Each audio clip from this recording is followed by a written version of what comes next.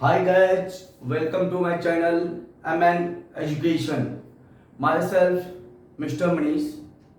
मैंने last class में आपको वॉल्यूम फर्स्ट का नॉन प्रॉफिट ऑर्गेनाइजेशन चैप्टर से रिलेटेड वीडियो फर्स्ट प्रोवाइड करवाया था, जिसके अंदर हमने receipt and payment account, non profit organisation होता क्या, इन सब सारी बातों का डिटेल मैंने बताया था। आज मैं आपको इनकम एंड एक्सपेंडिचर अकाउंट और बैलेंस शीट बताऊंगा। सबसे पहले आपको इनकम एंड एक्सपेंडिचर अकाउंट कहूंगा, देन आफ्टर बैलेंस शीट। हमने प्रीवियस क्लास में रिसिप्ट एंड पेमेंट अकाउंट बनाना सीखा था। आज मैं इनकम एंड एक्सपेंडिचर अकाउंट बनाना सीखेंगे, साथ के साथ बैलेंस शीट बनाना सीखेंगे। कल मैंने रिसिप्ट एंड पेमेंट अकाउंट बनाया था, आज मैं income and expenditure account for the year ended. It means आपको इनकम एंड एक्सपेंडिचर अकाउंट बनाना सिखाऊंगा। जो रिसिप्ट एंड पेमेंट अकाउंट के टॉप पे जो डेट होता है, same date income and expenditure account के साथ में लिखेंगे। उसके बाद इनकम एंड एक्सपेंडिचर अकाउंट में जो अपना डेबिट साइड होता है एक्सपेंडिचर का होता है, और क्रेडिट साइड हमारा इनकम का होता है। सबसे पहले मैं credit side, it mean income side को लेके चलते हैं। सब्सक्रिप्शन, देखिए मैं लाइन अप कर रहा हूं। सब्सक्रिप्शन, ध्यान रखना, रिसिप्ट एंड पेमेंट अकाउंट के रिसिप्ट साइड में होता है, जस्ट उसका अपोजिट इनकम होता है। सब्सक्रिप्शन एक तरह से हमारा इनकम होता है, हमने लिखा क्रेडिट साइड में इनर कॉलम में। एक कॉन्सेप्ट मैं बता रहा हूं, ध्यान रखो। इधर एक होता है प्रीवियस ईयर, एक होता है करंट ईयर। उसके जस्ट इंफॉर्मेशन होगा आउटस्टैंडिंग और एडवांस। ये आउटस्टैंडिंग सब्सक्रिप्शन से रिलेटेड होगा और ये एडवांस भी सब्सक्रिप्शन से ही रिलेटेड होगा। आउटस्टैंडिंग, मैं बात फिर से दोहरा रहा हूं, आउटस्टैंडिंग सब्सक्रिप्शन और advance subscription. Current year outstanding plus करते हैं, प्रीवियस ईयर वाले को माइनस करते हैं। एडवांस प्रीवियस ईयर प्लस होता है, करंट ईयर माइनस होता है। उसी कॉन्सेप्ट को मैंने यहां पे अप्लाई किया है, add outstanding subscription current year less outstanding subscription previous year, add advance subscription previous year less advance subscription current year. उसके बाद नेक्स्ट पॉइंट होता है entrance fee. Entrance fee as a admission fee charge होता है। Entrance फी को हम admission के नाम से भी जानते हैं, जिसे इनकम एंड एक्सपेंडिचर अकाउंट के इनकम साइड में शो ऑफ करते हैं। नेक्स्ट पॉइंट होता है डोनेशन। डोनेशन भी एक तरह से मेरा इनकम का काम करता है।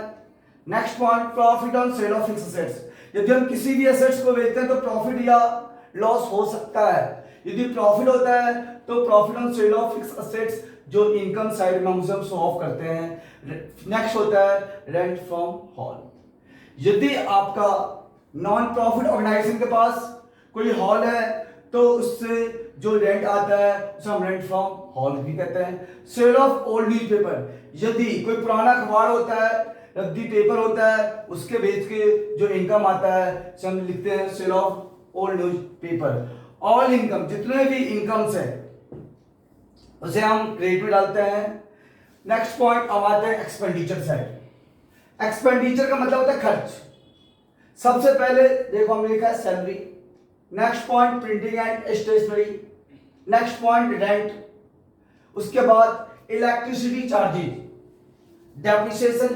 इट मींस जितने भी डायरेक्ट और इनडायरेक्ट एक्सपेंस होते हैं, all direct and indirect expenses are always showed in expenditure side. Next loss on sale of fixed assets, all expenses मैंने यहां इंक्लूड किया है, ऑल एक्सपेंस। एक्सपेंस तो दो तरह के होते हैं, डायरेक्ट एक्सपेंस और इनडायरेक्ट एक्सपेंस। डायरेक्ट एक्सपेंस और इनडायरेक्ट एक्सपेंस, जिसमें डायरेक्ट में वेजेस लेते हैं, आपका इनडायरेक्ट में इलेक्ट्रिसिटी बिल एक्सेट्रा। यदि क्रेडिट साइड का टोटल डेबिट साइड के टोटल से ज्यादा होता है, फिर मैं रिपीट कर रहा हूं, यदि क्रेडिट साइड का टोटल डेबिट साइड के टोटल से ज्यादा हो तो बैलेंस अमाउंट हमारा सरप्लस कहलाता है। Balance amount surplus. मैं फिर से रिपीट कर रहा हूं, इनकम एंड एक्सपेंडिचर अकाउंट का यदि क्रेडिट साइड का टोटल ज्यादा हो और डेबिट साइड का टोटल कम होता है, जितना कम होगा दैट इज कॉल्ड सरप्लस। इसके अपोजिट यदि इनकम एंड एक्सपेंडिचर अकाउंट के डेबिट साइड का टोटल ज्यादा हो, if the debit side is more than the credit side, in that case balance amount of the credit side is called the defects means loss. next point, अब इसके बाद मैं आपको balance sheet बताऊंगा। आपको बैलेंस शीट से पहले मैंने रिसीप्ट एंड पेमेंट अकाउंट बनाना सिखाया। Next after income and expenditure account बनाना सिखाया। मैंने कहा कि इनकम एंड एक्सपेंडिचर अकाउंट से दो चीजें निकलता है, एक सरप्लस और एक डिफेक्ट्स। उसके बाद मैंने कहा था बैलेंस शीट बनता है, इसके अंदर रिसिप्ट, इसके अंदर दो बैलेंस शीट बनता है, ओपनिंग बैलेंस शीट और एक क्लोजिंग बैलेंस शीट। सबसे पहले बैलेंस शीट होता क्या है? Balance sheet is the statement it shows the financial position of the business. किसी भी बिजनेस का फाइनेंशियल पोजीशन को बताता है। सिमिलरली ये balance sheet non profit organisation का फाइनेंशियल पोजीशन को बताएगा। सबसे पहले मैं ओपनिंग बैलेंस शीट बनाना सिखा रहा हूं। ओपनिंग बैलेंस शीट में असेट साइड, सबसे पहले कैश और बैंक। कैश और बैंक, जो लास्ट ईयर का हमारे पास कैश और बैंक होता है उसे हम एसेट साइड में डाल देते हैं, शो ऑफ करते हैं। देन आफ्टर लास्ट ईयर का जो फिक्स असेट्स होगा like a furniture, like a computer, these are shows in the asset side. और दूसरी बात आउटस्टैंडिंग, यदि आपका इनकम से रिलेटेड होता है, यदि आउटस्टैंडिंग इनकम से रिलेटेड हो तो आउटस्टैंडिंग हमेशा एसेट्स में दिखाएंगे। If the outstanding is related to the income, in that case outstanding is always shown in the asset side. For example, outstanding subscription. Subscription is related to income. Next, advance expense. If the advance related to expense, it will be treated as a assets or a stock of medicine. किसी भी consumable item का जो stock होगा उस stock को assets में दिखाएंगे। Other hand liability side में देखिए, सबसे पहले creditors of medicine. Next point है आउटस्टैंडिंग एक्सपेंस। यदि आपका आउटस्टैंडिंग रिलेटेड हो एक्सपेंस से, if the outstanding is related to expense, in that case outstanding expense is always treated as a liabilities. Then after, if the advance related to income, if the advance related to income, in that case advance income is always treated as a liabilities.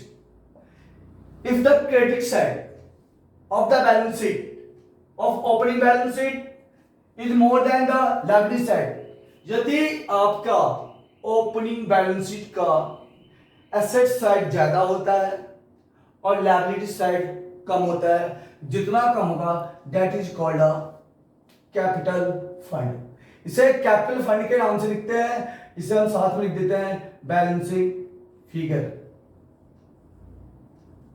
ये जो capital fund निकल के आता है, इस capital fund को transfer कर देते हैं क्लोजिंग बैलेंस शीट के लायबिलिटी साइड में। ये वीडियो अच्छी लगी हो तो ज़्यादा से ज़्यादा लाइक कीजिएगा, ज़्यादा से ज़्यादा शेयर कीजिएगा और सब्सक्राइब कीजिएगा। यदि आपको वीडियो के अंदर सिर्फ वीडियोस देखने के बाद भी समझ में ना आए तो वीडियो को आप दोबारा देखना। यदि उसके बाद भी डॉट क्लियर ना हो आप कमेंट डाउन कर सकते हैं। Thank you for watching my video.